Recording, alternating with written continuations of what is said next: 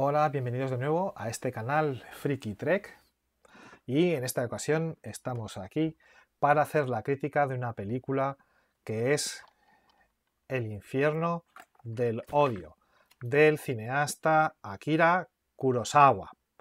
Esta es una crítica que hago sobre todo para mis amigos del canal de debate de Acción Cine, donde hace unas semanas vimos esta película y esta es la crítica que hago para el canal. Y lo primero que he de decir, que es una película excelente, maravillosa, a la cual le voy a dar como nota un 9, un sobresaliente, muy cerquita del 10. Como digo, es una película de Akira Kurosawa del año 63, protagonizada por Toshiro Mifune, su actor habitual, con algún otro actor habitual de Kurosawa como es Tatsuya Nakadai, que aparecerá en alguna de sus últimas películas, como Ran. Y lo primero a destacar es que es una película no de samuráis, que es el cine en el cual se le asocia más a Kurosawa, como pueden ser pues, Los Siete Samuráis, que ya hemos comentado en este canal, Rashomon, Trono de Sangre, Yojimbo, La Fortaleza Escondida, Ran. No, es una película de cine negro. Algo que también le gustaba mucho a Kurosawa, tiene grandes películas de cine negro, como Los Canañas duermen en paz, El perro rabioso, o esta, El infierno del odio. Para mí su mejor película de cine negro, basada en un libro del escritor americano Ed McBain, seudónimo de Evan Hunter, que escribió varias obras que también se han publicado aquí en España, como por ejemplo Odio, o Fue dicho no deseas a la mujer de tu prójimo, bueno, muchas. Pero en este caso la obra que Kurosawa adaptó, creo que no está publicada en español, si lo es así me corregís, pero se titulaba King's Ransom, el rescate de un rey, y porque hacía referencia, la novela y la película tratan sobre el chantaje a causa de un secuestro ejercido sobre un industrial que en la novela se llama King, y de ahí el título de la novela, pero que en la película se llama Gondo, y es este personaje interpretado por Toshiro Mifune. Bueno, la película, como digo, es del año 63, Kurosawa ya era un cineasta eh, con un gran prestigio, tanto nacional, a nivel nacional como internacional. Había rodado ya muchas de sus grandes obras maestras, como Rashomon, Los Siete Samuráis, Trono de Sangre, bueno, muchas de sus grandes películas. Y esta también en su momento fue un gran éxito, una película que también fue costosa de realizar. Su rodaje duró, como el de Los Siete Samuráis, más o menos un año de rodaje, pero bueno, Kurosawa ya era un cineasta con mucho prestigio y al cual prácticamente se le consentía todo, ¿no? Y esta película también fue un gran éxito en su momento, ¿eh? Tuvo también mucho éxito. Algunos críticos la denostaron por considerarla, bueno, como Kurosawa, que ha hecho todas estas películas, estos peliculones, ahora se pone a hacer una película de policíaca, de policías y ladrones, de gángsters. Bueno, a pesar de ello, la película funcionó muy bien. Lo que hay que decir, destacar de la película, que es una película larga, dura 148 minutos, es que es una película que está dividida en dos partes, podríamos decir. Una primera parte, que dura más o menos aproximadamente una hora, y en la cual lo más importante de esa parte es que lo que Kurosawa intenta transmitir es un dilema moral, que yo creo que es lo que más le interesa a Kurosawa y también forma parte de muchas de sus películas. Es un cineasta muy humanista, le interesa mucho poner a sus personajes en situaciones de dilemas morales. Recordemos Los Siete Samuráis, ¿no? También, ese dilema moral de si ayudar o no ayudar a los campesinos, eh, esos campesinos que se aprovechan de matar samuráis. Bueno, pues aquí también se plantea otro dilema moral. Y luego hay una segunda parte de la película que es ya la más policíaca, la más de investigación policial, persecución, un poco más de acción entre comillas. Bueno, lo interesante de la primera parte es que transcurre casi toda en interiores, en un único escenario, una habitación en la cual, pues bueno, se nos presentan los principales personajes, sobre todo el protagonista, este Gondo, que es un señor millonario al cual su socio trabaja en una empresa, en un gran conglomerado de empresas que se dedican a la fabricación del calzado, y al cual sus socios eh, quieren hacer una triquiñuela para echarlo de la empresa. Para lo cual, Gondo eh, ha hecho otra operación también a espaldas de sus socios, ha acumulado una gran cantidad de dinero a base de hipotecar todas sus posesiones, su fábrica, su mansión, su coche, todo, para hacer una compra masiva de acciones y quedarse con el control de la empresa. Pero cuando ha hecho esto y está a punto de ultimar la operación de compra de acciones, recibe una llamada de un secuestrador comunicándole que ha secuestrado a su hijo. Bueno, en ese momento Gondo, todos sus planes empresariales se vienen abajo, pero porque está dispuesto a pagar. Le piden prácticamente la misma cantidad que él ha obtenido a base de hipotecar todos sus bienes a cambio de salvar la vida de su hijo. Pero claro, aquí no hay ningún dilema moral de ningún tipo, es decir, bueno, ¿quién no pagaría todo lo que tiene por salvar a su hijo?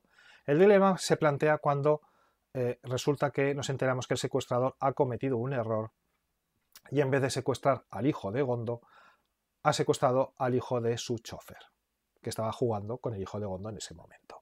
Se ha confundido de niño y ha secuestrado al hijo del chofer. Y entonces, claro, ahora sí viene el dilema, porque si Gondo paga, pierde toda su... no solamente, pues eso, pierde toda su fortuna, sus enemigos se harían con el poder de todas las empresas que él tiene, lo dejarían a él en la calle y él, como ha hipotecado todo, pues se quedaría sin casa, sin hogar, sin fábrica, sin trabajo, sin nada.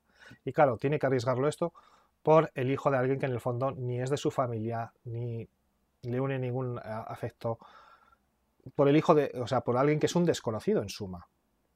Entonces, ¿qué hacer?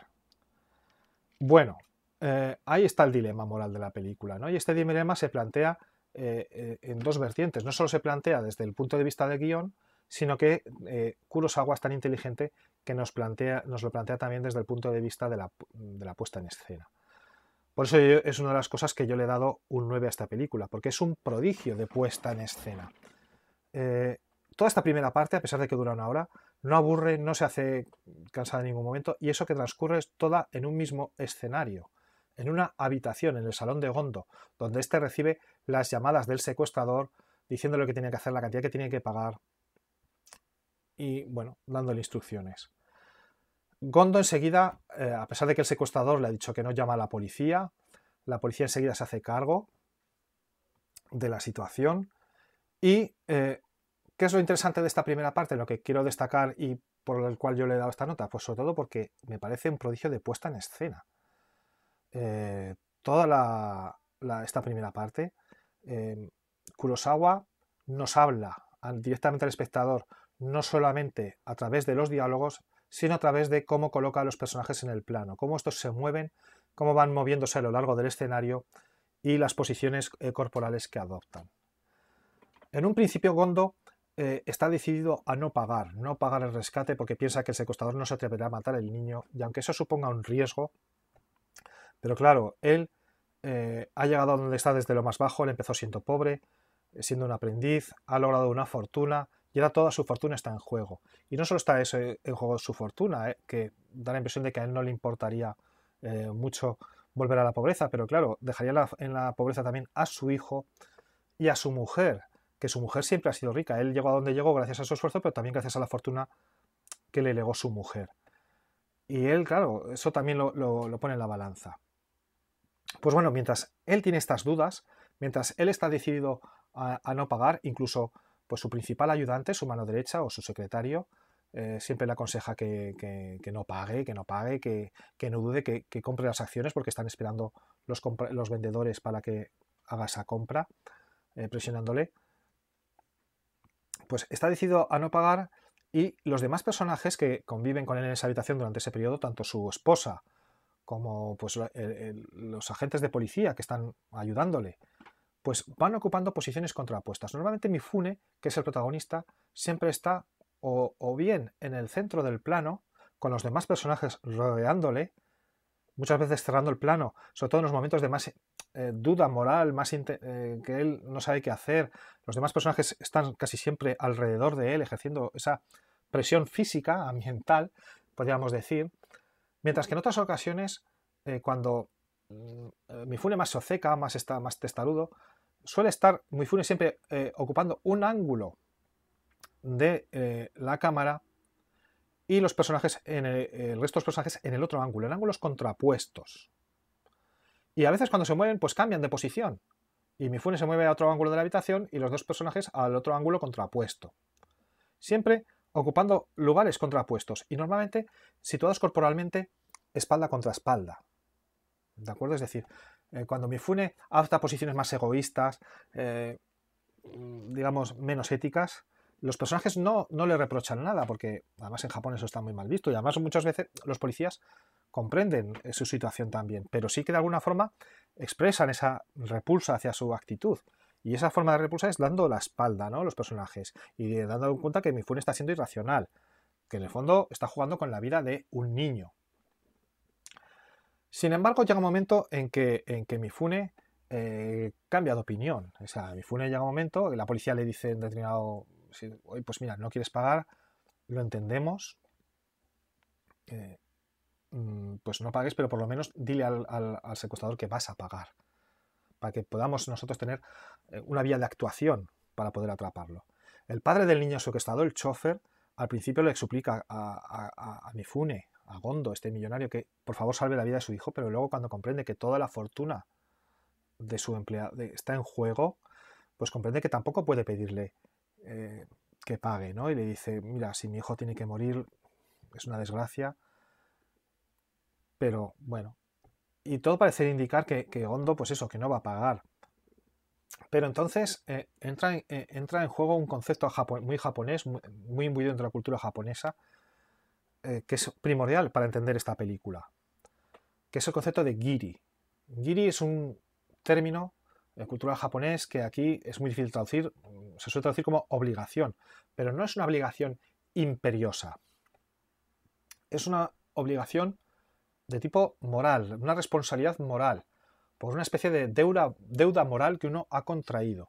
Es una obligación que uno no tiene por qué realizarla si no quiere, pero claro, no hacerla sería algo como humillante, vergonzoso para uno mismo. Ese concepto de giri es un concepto que está central en muchas películas que tratan sobre Japón o temas japoneses, ¿no? Es un concepto que está, por ejemplo, en Yakuza de Sidney Pollack, en esa relación entre el personaje pues, del protagonista, de Robert Mitchum, y Ken Takamura, el personaje japonés, que son dos personajes que están unidos por obligaciones mutuas. En la película El último Samurai de Tom Cruise, también el concepto de giri está, porque Tom Cruise al final decide también pues apoyar al personaje de Saigo, ¿no? Pues por ese concepto de giri. Estaba también los 7 samuráis. Los 7 samuráis también actúan por ese concepto de obligación moral que sienten hacia los campesinos. Y aquí ese concepto de giri funciona en varias direcciones. Está por un lado la obligación moral de Toshiro Mifune hacia su empleado, es una persona que depende de él. El otro es un niño que también en el fondo ha vivido en su casa. Tiene una obligación, una responsabilidad moral por el bienestar de ese niño. Está también el giri que contrae también su chofer. Cuando Mifune al final decide pagar, el chofer no dudará en tratar de encontrar él mismo al secuestrador, aunque sea arriesgando la vida de su hijo, para poder pagarle a su señor el sacrificio que le ha hecho. Tiene una obligación moral que ha contraído con él. Y luego está la policía. La policía, que, bueno, curiosamente en esta película, y al contrario de lo que pasa en la mayoría de las películas de cine negro, es muy profesional, es absolutamente competente y se comporta de una forma perfectamente pues eso, competente y profesional, siguiendo todas las pistas y actuando como tiene que actuar en todo momento. Y eso es así, entre otras cosas, porque también tiene contraída una deuda hacia este señor, hacia Gondo, porque una vez que ha pagado, pues tiene la obligación moral de detener al asesino, de conseguir que sea condenado y que obtenga la máxima condena, y también de recuperar el dinero que Gondo ha perdido. Bueno, pues finalmente Gondo decide pagar y lo decide simplemente pues que, pues bueno, no solamente porque él ve que es lo correcto, hay un momento que es crucial en la película, un momento en que este ayudante que Gondo tiene, este secretario o esta mano derecha, que siempre le está insistiendo para que no, oye, no pagues, compra las acciones, tú preocúpate de lo tuyo, que es la empresa, y llega un momento que cuando Gondo decide que sí, que efectivamente no va a pagar el rescate, que él al final quien se tiene que preocupar es de su familia, y le dice a su ayudante, toma el cheque y vete a Osaka a comprar las acciones, este ayudante de repente dice, mira, yo es que creo que es que esto está mal y que es que en realidad deberías pagar el rescate. Y Mifune se sorprende y dice, ¿y ahora por qué cambias de opinión?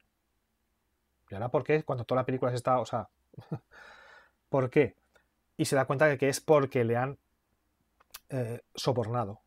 Sus socios, aquellos que querían acabar con él, le han sobornado diciéndole que pues, si Gondo pierde toda su fortuna, a él otro le darán un puesto mucho más importante. Y entonces, como que Gondo en ese momento se da cuenta de que mierda de mundo está metido, moral y ético, y entonces se da cuenta de que en el fondo él era igual, o sea, él está en ese mundo y, y él no era así. Y entonces decide cambiar. Ese es el momento clave de la película, uno de los momentos claves en el cual decide pagar el rescate. Y bueno, y en ese momento la puesta en escena cambia. Si hemos dicho que anteriormente todos los protagonistas estaban siempre en situaciones opuestas, pues ese es el momento en que Gondo se integra dentro del resto de protagonistas en la puesta en escena. Y hay un momento crucial también de puesta en escena sintomático. A mí esta es una película que en cuanto a puesta en escena me recuerda mucho a otra que también hemos visto en el canal de debate de Acción Cine, que fue 12 hombres sin piedad, de Sidney Pollack, que también tiene en común que transcurre en una única habitación, un único escenario, 12 hombres que tienen que decir la culpabilidad o inocencia de un condenado, y en el cual todos los personajes se definen por su posición corporal, por su postura dentro del plano y su posición lo de los unos con respecto a los otros. Recordemos un momento en el cual hay un personaje que se obstina en votar culpable, culpable, culpable, y al final queda claro que es porque es un racista. Creo que era el personaje interpretado por Ed Begley. Y en ese momento, mientras él está intentando justificarse y defenderse, todos los personajes se van levantando y se van poniendo de espaldas a él. Pues muy parecido, es un concepto de puesta en escena muy parecido al que emplea Kurosawa en esta película. Y en esta película tenemos una acción contrapuesta, y es que cuando Gondo finalmente decide pagar, el secuestrador les llama, les dice que tienen que poner el dinero dentro de un maletín, que tiene que tener unas medidas y un grosor de 7 centímetros exactamente. Bueno, los policías buscan el maletín y le dicen a Mifune, le dicen, mira, lo que haremos será poner una sustancia dentro de este maletín, porque como en algún momento seguro que el secuestrador se deshace de él para no dejar pruebas, si decide quemarlo, dice, si le echa al agua, echará una sustancia que coloreará el agua y sabremos. Si alguien nos avisa, podemos saber dónde está. Y si decide quemarlo, echará un humo de color y también sabremos de dónde ha sido. Pero están mirando dónde poner esta sustancia para que el secuestrador no la descubra, y Mifune dice, dejádmelo a mí, que yo cuando era joven cosía maletines, cosía zapatos y yo sé cómo hacer esto. Y le pide a su mujer que le traiga su maletín viejo de trabajo, que curiosamente tiene muy a mano, o sea, eso ya nos dice que el personaje no había olvidado sus orígenes. Se sienta en el centro de la habitación y, como si fuera un obrero más, empieza a descoser y a coser él manualmente el sitio donde tiene que ir escondido. En ese momento los personajes se levantan y se ponen todos de cara a él, con una postura reverente, ¿no? Ahí ya nos está diciendo que Mifune por fin ha hecho lo correcto. Mifune ha crecido moralmente, ha crecido interiormente, se ha convertido en el héroe de la película realmente, y los personajes cómo lo admiran y le rinden homenaje. Simplemente con ese detalle de puesta en escena de levantarse y ponerse por fin de cara a él mirándolo, ¿no? Con reverencia. Y ese sería el final de la primera parte de la película. Y entonces a continuación viene una escena breve que ejerce de punto de inflexión o de cesura entre la segunda parte de la película, que va a ser la investigación policial, y es una parte que transcurre dentro de un tren. Tren que es un elemento muy cinematográfico. Y claro, no es baladí que esto transcurra dentro de un tren, porque ¿qué es un tren? Y una vía de tren, pues es una línea recta que separa en dos el paisaje, a un lado y a otro de la vía.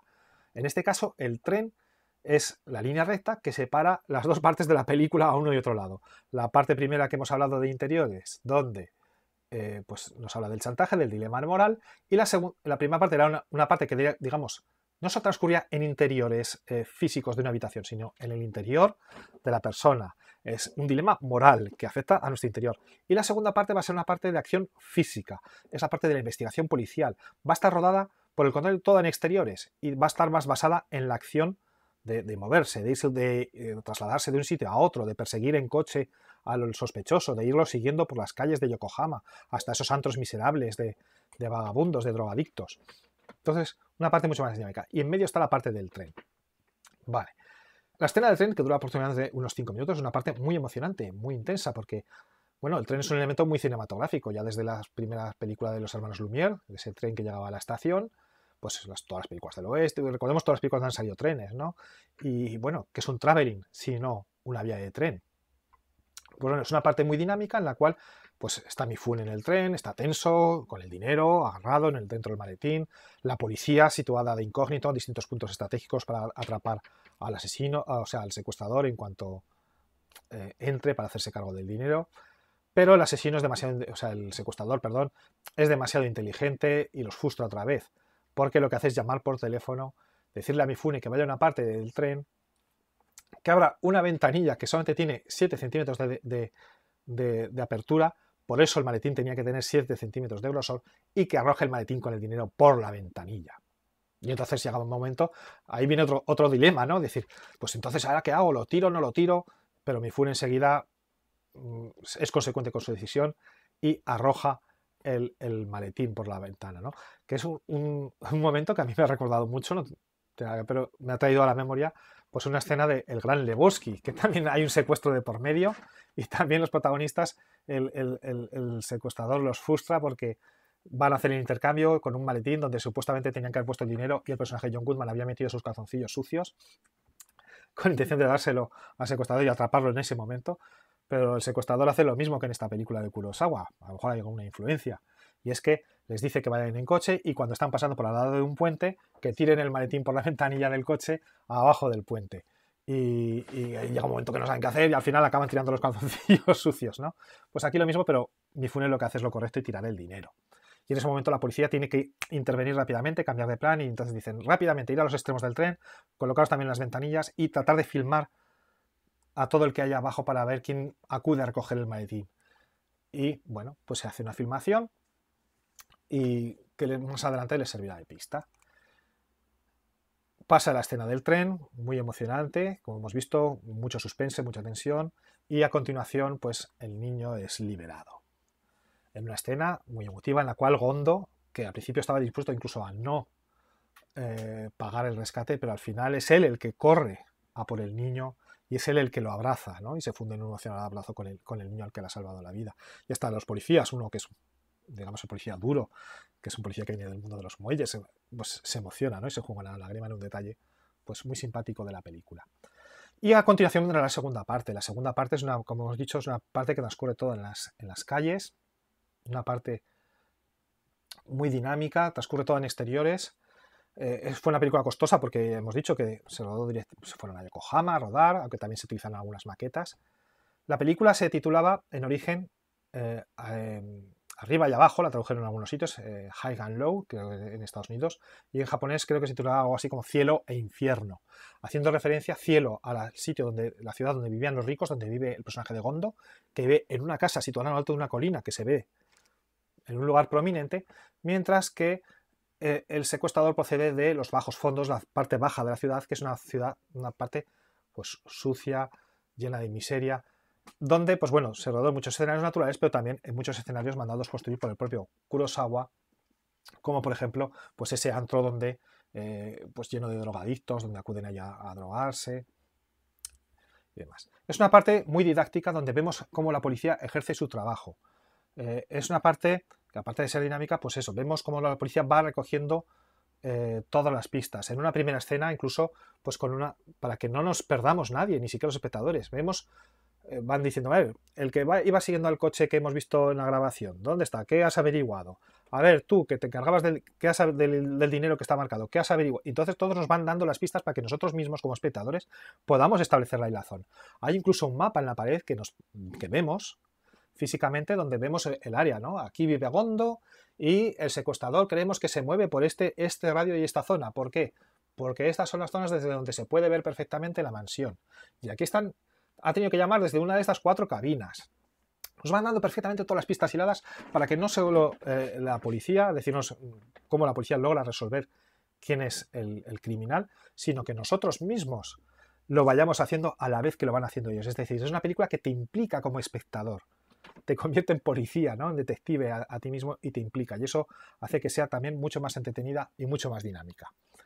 Bueno, la policía logra averiguar quién es el secuestrador porque descubren que tiene que ser alguien relacionado con la medicina, porque el niño secuestrado recuerda varios detalles, recuerda que le puso un pañuelo con un cloroformo, averiguan que este cloroformo pues, no es algo que se pueda encontrar habitualmente, sino que, pues bueno, están en determinadas zonas y entonces, bueno, al final descubren quién es el secuestrador, pero lo importante es que no está en saber quién es, porque para detenerlo necesitan tener pruebas. Descubren que los cómplices de este secuestrador eran unos drogadictos. El niño secuestrado dibuja en un papel un paisaje y con este paisaje más o menos intentan localizar desde dónde podía estar la casa donde ha estado retenido. Encuentran la casa en una zona que va al mar de Yokohama y cuando entran en la casa encuentran a 2 drogadictos muertos por sobredosis. La policía entiende que han muerto asesinados por el secuestrador para no dejar testigos. Y claro, lo que quieren es tener pruebas de que los ha matado para que le caiga la máxima condena, que en Japón es la pena de muerte. Japón es uno de los pocos países donde todavía hay pena de muerte por ahorcamiento. Y además se ejerce de una forma extremadamente cruel, en el sentido de que los familiares no son avisados de cuándo se va a ejecutar la pena sobre el reo, que es pariente suyo, y el propio reo ni siquiera recibe aviso de en qué día va a ser ejecutado. Lo mismo puede ser al día siguiente de su condena, que puede ser al cabo de varios años, con lo cual imaginaos el sufrimiento que esto supone. Se sabe de reos en Japón que se han vuelto locos porque cada vez que entraban al pasillo o a la celda donde ellos estaban, pues se pensaban que los venían para ejecutar. Y no era, y hay algunos que al cabo de años se han vuelto locos. Pues bueno, aquí hay una especie de defensa de la pena de muerte, es lo único, porque, bueno, Japón está admitido, y la policía lo que quiere es que esta persona sea condenada a muerte, para lo cual le tienden una trampa para lo cual le tendrán que seguir. Le hacen creer que los 2 yonkis que han muerto no están muertos, que están vivos, le dejan una nota, copian la letra de un cuaderno que han encontrado en la casa y le hacen llegar una nota al secuestrador diciéndole que quieren más droga. El secuestrador se piensa que están vivos y dicen, pues bueno, cuando vaya allí lo detendremos. Y vienen 2 momentos muy interesantes, y es que mientras van siguiendo al secuestrador, el secuestrador, Kurosawa, lo viste con unas gafas de sol que reflejan la luz en todo momento. Y a mí hay algunas imágenes que me han recordado mucho al cómic de Sin City. Yo no sé si a lo mejor Sin City, cuando Frank Miller dibujó, tuvo en escena esta película, pero hay momentos en que el secuestrador, el villano de esta película, se parece mucho al personaje del psicópata que aparece en el cómic y en la película de Sin City, con esas gafas, con esos cristales que totalmente parecen, pues bueno, sin vida, ¿no? Reflejan la luz. Hay un momento en el que los policías van siguiendo al secuestrador, en el que el secuestrador se encuentra con Mifune, que es ya un hombre empobrecido. Mifune prácticamente no sale en esta segunda parte de la película, más que en unos momentos muy puntuales. Lo vemos al principio que ya ha perdido todo su dinero y está segando el jardín porque no tiene otra cosa que hacer, con una camisa toda sudada, y da pena al hombre porque ya lo vemos en una situación de, pues eso, ya lo ha perdido todo. Y bueno, pues está ahí.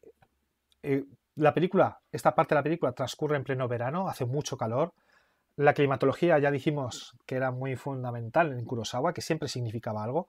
En este caso era importante que transmitir ese calor, ese agobio, esa presión, porque lo que quiere transmitir es la presión que tiene la policía por atrapar a este señor. Es la presión interior que también ha sufrido Gondo al principio, entre pagar y no pagar. Es decir, esos momentos de turbulencia, tanto emocional como también de presión, pues siempre en Kurosawa van acompañados a, pues eso, el calor, el sudor, todos los personajes están sin parar de sudar. Y lo más gracioso es que, como la película duró el rodaje casi todo un año, pues resulta que estas escenas se rodaron en invierno, con la época que hacía más frío en Japón, que es algo parecido a lo que le pasó con la batalla de los 7 samuráis. Uno de los actores, el actor que hace de secuestrador, le preguntaba a Kurosawa, está reflejado en este libro y en los extras, ¿no? La vida y películas de Kurosawa Mifune, que ya os recomendé. Bueno, pues se preguntó, oye, ¿no habría sido más fácil rodar esto en verano? Ya que hemos estado todo un año aquí. Y Kurosawa le dijo, es que si hubiera sido en verano, no hubierais tenido que interpretar que tenéis calor. Y yo lo que quiero es que interpretéis que tenéis calor. Entonces, claro, la gracia está en que estaban helados de frío y tienen que estar todo el rato secándose el sudor y se les nota, ¿no?, que están agobiados, y las camisas siempre están manchadas de sudor y las tenían que pulverizar con agua para que pareciera que era sudor de verdad. Bueno, pues hay detalles muy interesantes en esta parte de la película, como esos, y detalles de puesta en escena, como hay un momento en el que el secuestrador se encuentra con Mifune. Claro, Mifune no sabe que él es el secuestrador, la policía que lo estaba siguiendo, sí, y dice, pero este desgraciado, y el secuestrador se acerca a pedirle fuego a Mifune, que sabe quién es, y le pide fuego, ¿no? Bueno, hay momentos que son una delicia, el momento en que entran en ese antro donde están todos los drogadictos, todo eso, un decorado preparado por Kurosawa, maravilloso. El decorado de la casa donde al final es detenido el asesino. Y eso, finalmente el asesino acude a la casa donde estaban supuestamente los dos yonkis muertos, y allí la policía lo atrapa. Y lo atrapa y logra devolverle el dinero a Mifune, pero ya es demasiado tarde porque ya se ha procedido al embargo de sus bienes y ya lo han dejado en la calle. Pero bueno, Mifune, como deja claro, va a empezar de cero y, digamos, siendo el mismo, siendo ético, siendo honorable. Y la película termina con una nota genial, genial, y es que el secuestrador, que cuando ya está encerrado, ha sido condenado a muerte por matar a sus dos socios, y pide una última entrevista con Mifune. Y ambos se entrevistan separados por una mampara de cristal, y el secuestrador le dice, yo hice esto no te he llamado para que te apiades de mí, ni para darte pena. Yo quiero transmitirte el odio. Por eso la película se llama El infierno del odio. La tradujeron aquí como El infierno del odio. Para transmitirte todo mi odio. Dice, porque ¿qué pensabas? No sabes el suplicio que era para mí viviendo en ese infierno que yo he vivido ahí abajo, en esas calles sucias, ver tu casa ahí arriba como una especie de insulto, ¿no? De muestra de prepotencia. Todos los días tenía que ver tu casa. Imagíname lo bien que vivís allí mientras nosotros vivimos de esta manera. Te odio, ¿no? Le transmite todo su odio. Y entonces tiene una especie de ataque, se lo llevan a rastras, baja la cortinilla, y esa mampara que planteaba a secuestradores y chantajeado en ambos extremos, cuando se baja la cortinilla de repente se convierte en un espejo. Y Mifune se ve a sí mismo. ¿Qué es lo que nos quiere decir Kurosawa con esa imagen final tan impactante? Todos podemos caer presas del odio, ¿de acuerdo? Es decir, en el fondo, ese asesino no es un loco, todos somos así. Mifune, ¿cómo era antes de decidir que iba a pagar el rescate? ¿De acuerdo? Es decir, lo que nos plantea con esa imagen final en el que Mifune se ve reflejado es que ese secuestrador no es sino el reflejo oscuro de lo que podía haber acabado siendo Mifune. Mifune, que recordemos que era un personaje que venía de esos mismos bajos fondos, de ese infierno donde vivía el criminal de la película. Es un reflejo de lo que hay, de lo más oscuro que hay en todos nosotros, ¿no? De dónde podemos llegar si nos dejamos llevar por ese odio hacia el que tiene el otro. Es decir, la película tiene muchas lecturas, pero esta es una de ellas, pero es muy rica. No es una simplemente película de cine negro de policías, ladrones y secuestrados, sino que, como vemos, tiene muchos detalles. Una puesta en escena prodigiosa, bueno, el trabajo que hace en exteriores también Kurosawa con la fotografía es genial. No hemos hablado también de que la fotografía es en blanco y negro, una fotografía estupenda, y efectivamente hay un momento que el momento en que descubren quién es el criminal también es porque efectivamente el criminal quema el maletín. Y en ese momento en que lo quema, en una especie de vertedero de los bajos fondos, y por eso saben la zona donde ya por fin lo localizan, donde vive el asesino, sale, la película es en blanco y negro, y el humo que sale por la chimenea donde ha quemado el maletín es de color rosa. Y destaca perfectamente en el centro de la imagen. Dicen que estas son las imágenes que más influyó a Spielberg para incluir esa nota de color con la niña que iba precisamente de rosa en La lista de Schindler. Otra película en blanco y negro donde la única nota de color es la niña vestida de rosa. Pues esta es una película en blanco y negro donde la única nota de color es el humo rosa cuando el criminal quema el maletín. Bueno, hay muchas anécdotas con esta película, podría extenderme pues una hora como hago siempre. Por ejemplo, hay un riachuelo, que la primera vez que vemos al criminal es caminando por la calle, pasando por un riachuelo lleno de desperdicios y de suciedad, ¿no? Donde él está reflejado. Esa es otra imagen muy simbólica. Vemos que, recordar que el cine de Kurosawa siempre está lleno de símbolos, que no es importante saberlos para poder ver la película, pero si los pensamos, tiene mucha significación. La primera vez que vemos al criminal está reflejado sobre un río lleno de desperdicios. Desperdicios que estaban echados por los propios enemigos de la película, porque a Kurosawa no le pareció que estaba suficientemente sucio ni transmitía suficiente poder húmedo y tuvieron que ensuciarlo a posta para después volverlo a limpiar. Bueno, una película maravillosa. Para mí ya digo que es un 9. Yo os aconsejo que la veáis, los que no la hayáis visto, que disfrutaréis un montón. Y por mi parte, nada más. Como veis, he intentado ser más breve. No he llegado a la hora de duración, 35 minutos. Intentaré siempre mantenerme en esta línea. Bueno, por mi parte, nada más. Un saludo y nos vemos en la próxima crítica de cine.